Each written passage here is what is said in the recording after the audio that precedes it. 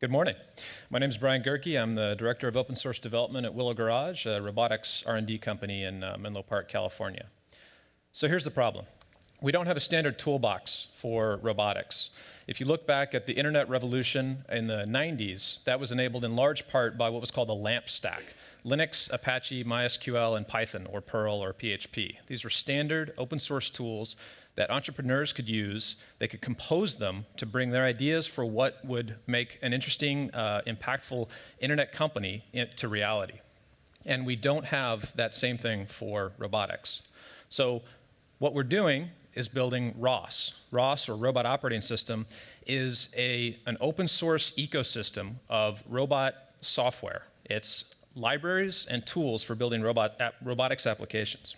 These go from the communication middleware up through sophisticated algorithms like object recognition. And the goal of ROS is to enable grad students in a lab or hobbyists in a garage who have a creative idea for what a robot might usefully do in our lives and bring that idea to reality.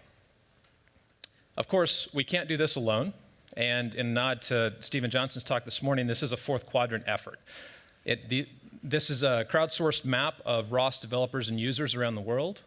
This really is a non-market network of individuals who are collaborating, and the community is growing at an exponential rate. We're seeing new applications of robots and new algorithms and new ideas being contributed to this community on a daily basis.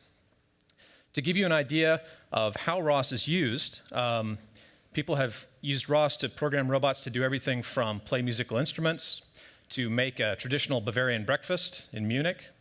ROS has been used to control high-flying acrobatic machines. It's been used to control walking robots, robot arms that grad students have made in their labs. And at some point over the next today or tomorrow, you'll hear from my former colleague at Berkeley, Peter Abil, who has used the PR2 with ROS to do laundry. Now, we designed ROS for this robot. This is the PR2. It's a human-scaled, two-armed mobile robot designed for research labs. But already ROS is being used on a wide variety of platforms. So while I mentioned the non-market network that's behind the development, there's actually market impact already. These are all robots that you can buy now that ship with ROS inside them, from outdoor rugged robots to emotive toys to flying machines. Now, what's next? This is Henry Evans. Henry, about 10 years ago, suffered a brainstem stroke that left him quadriplegic and mute. After extensive physical therapy, he was able to have the control of his head and one finger, which allows him to provide mouse input to a computer. So we've been working with Henry to develop tools. Can you kill the volume? Thank you. To develop tools that allow him to control the PR2. And already he's done things like move objects around in the world. One of his first requests was actually to be able to scratch his face. While Henry can't move his limbs, he has full sensation. So he has an itch just like all the rest of us. So what you're seeing here is the first time that Henry scratched his own face in 10 years.